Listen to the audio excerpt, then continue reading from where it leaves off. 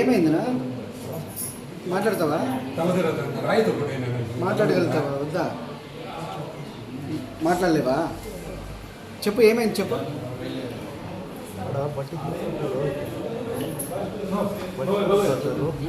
చెరువులో ఎవరిని తోలలేదు, చెట్లకు అయితే తోలలేదు.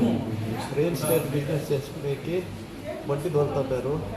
ఎంఆర్ఓకి ఇన్ఫార్మ్ చేసి సిడిఆర్ఓకి ఇన్ఫార్మ్ చేసి విఆర్ఓ వచ్చి ఆపేస్తాడు.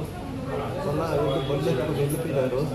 తిరిగి మళ్ళీ ఈరోజు వాళ్ళు వద్దనేసిన గవర్నమెంట్కి అతిక్రమించి ఈరోజు వచ్చి సోమరాజు అనేవాడు, గిరి అనేవాడు నన్ను వచ్చి ఆర్టీనరీకి రాయితో పట్టుకొని ఇక్కడ కొట్టినారు. కొట్టిన మా అన్న కొడుకుని, నా ఇద్దరు కొడుకుని కొట్టి మమ్మల్ని పండ పెట్టేసి మా భార్య కూడా మా భార్యని కూర్చున్నాడు. మేమిద్దరిని చంపేసి జైలుకి పోయించినాము. నువ్వంతా ఎంత మాత్రం నాకు మా భార్యని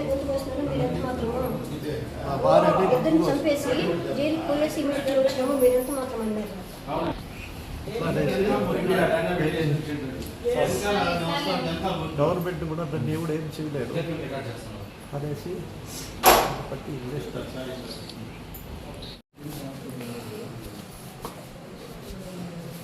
నిన్ను కూడా కొట్టారా?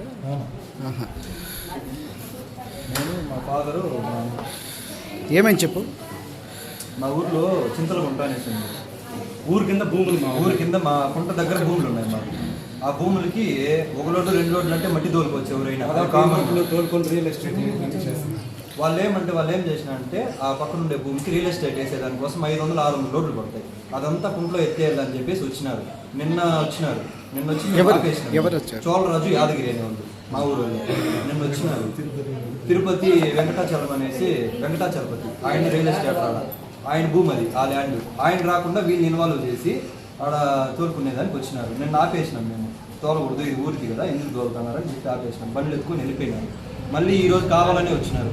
ఈరోజు ఎంఆర్ఓ గారికి కూడా నేను ఫోన్ చేసిన, వస్తానే ఫోన్ చేసినా. మేమేం రియాక్ట్ కాలేదు. ఫస్ట్ మేడం ఇట్లా జరుగుతుంది, మీరు యాక్షన్ తీసుకోండి అంటే నేను చెప్తాను అని చెప్పినాను. ఆమెకు ఫోన్ చేసిన తర్వాత మా డాడీ వచ్చి చెప్పినాడు, బండి నిలిపేయండి, వద్దు, తోలుకొని మళ్ళీ కావాలని తోలుకొని చెప్పినాడు. ఆయన నేను 3 చంపేసిన, 2 చంపేసిన, మీరంతా నాకు లెక్క. ఎవరనింది? యాదగిరి అనే మేము వేసేస్తాను, నా ఇష్టము, మీకేం సంబంధము, అది ఇది మీదే చెరువు, మీకేం సంబంధము, ఇట్లాంటి మాటలన్నీ మాట్లాడినారు. ఈ మాటలు జరిగేటప్పుడు మా ఫాదర్ని రాయి తీసుకొని నేను కొట్టేసినాను. మా ఫాదర్ని కొట్టిన తర్వాత మేము రియాక్ట్ అయినాము. మా అన్న మధు అనేసి మా అన్నను కొట్టినాడు. మళ్ళీ తర్వాత మా నాయన కొట్టిన దానికి అడ్డుకునే దానికి మా అన్నయ్య ఆర్మీ పర్సన్ మా అన్నను కొట్టినాడు. వీడంతా దెబ్బలు తగిలింది మా అన్నకి. మా అన్నని మా ఫాదర్ని కొట్టిన తర్వాత మేము రియాక్ట్ అయినాం. నన్ను ఈడు మెడపైన అంతా గుద్ది కింద పెట్టి లాక్కొని పోయినాడు. మళ్ళీ మేము వచ్చేసినాం. ఎంతమంది ఉన్నారు వాళ్ళు? మేము 4 ఉన్నాం. వాళ్ళు 4 చోళరాజు, యాదగిరి, ఇంకెవరు 2 ఉన్నారు. వెంకటాచలపతి.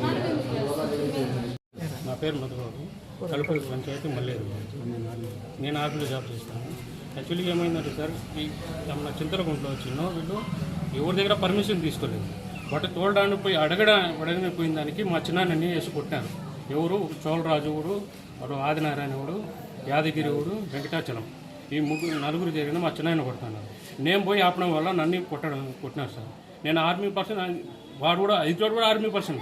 బట్ వాడికి మా చిన్నాయన వేసి కింద కొడతా ఉంటే ఎవరైనా ఊరుకుంటారా? నేను పోయి అడగడం వల్ల నా మీద ఈ విధంగా గాయాలు చేసి నా చేయమంది చూడని ఎట్లా కొట్టాను.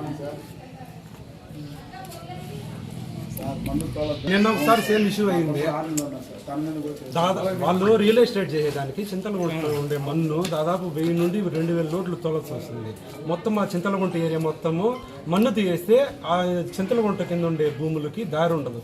ఆవులు మేపుకునేదానికి ఎటువంటి దానికి ఆస్కారం ఉండదు. నిన్న పోయి ఆపాము. ఈ మాదిరి మన్ను తోలితే మీరు ఒకరే దోచుకుని పోయేదాని వల్ల చింతలగుంట కింద ఉండే భూములలో ఇబ్బంది పడతారు అని చెప్పి ఆపి పంపించేసాము. నిన్న వెళ్ళిపోయినారు. అంత ట్రాక్టర్లో జేసీబీ అన్ని తీసుకుని వెళ్ళిపోయినారు. సేమ్ రిపీట్ ఈరోజు మళ్ళీ వచ్చినారు. ఈరోజు మీ వల్ల ఏమవుతుంది? ఈరోజు మీ వల్ల ఏమవుతుంది? మేము మిమ్మల్ని ఏమన్నా చేయగలుగుతాము. ఆల్రెడీ మా మీద మర్డర్ కేసు కూడా ఉంది. ఇప్పుడు కాకపోతే ఇంకా 3 నెలలు నేను జైల్లో వస్తాను. సేమ్ బెదిరింపు.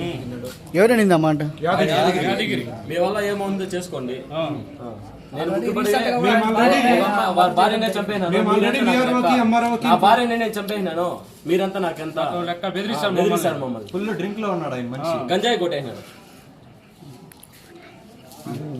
మేము పోయి ఆపడం వల్ల మా మీద దౌర్జన్యం చేస్తారు. మీరెవరు అడిగేదానికి? మీరెవరు మీకేమన్నా మీరు హక్కు కూడా ఉందా? అడిగేదానికి అంటారు. మార్నింగ్ ఎవరో ఊరు చెరువు ఏమన్నా దగ్గరికి మీద వచ్చారంట. చెరువు ఏమన్నా మీద మీ వల్ల ఏమవుతుంది? వెంకటాచలం అనేవాడు నేను కావాలంటే డబ్బు ఇచ్చి అధికారులు కొనేస్తాను, మీరెంత నువ్వెంత అని కథలు మాట్లాడతాడు. నీకు డబ్బు ఉంటే నీకు డబ్బు ఉంటుంది, డబ్బు అధికారం నువ్వు కొనగలుగుతావు, నీ డబ్బు ఉంటే కొనవు కదా. ఆపడం తప్పులేదు కదా. మన్ను దౌర్జన్యం మీరు ఎవరన్నా అవసరాలకి ఇంటి అవసరాలకో 10 లోట్లు 20 లోట్లు తోలుకోవడంలో సహజమే. దాదాపు ఈ నుండి 2000 లోట్లు నువ్వు తోలి నువ్వు ఒక్కడో స్వార్థం వల్ల నువ్వు రియల్ ఎస్టేట్ చేసుకునే దానికి నీ స్వార్థం కోసం మేము వచ్చి ఆపిన దానికి మా మీద దౌర్జన్యం.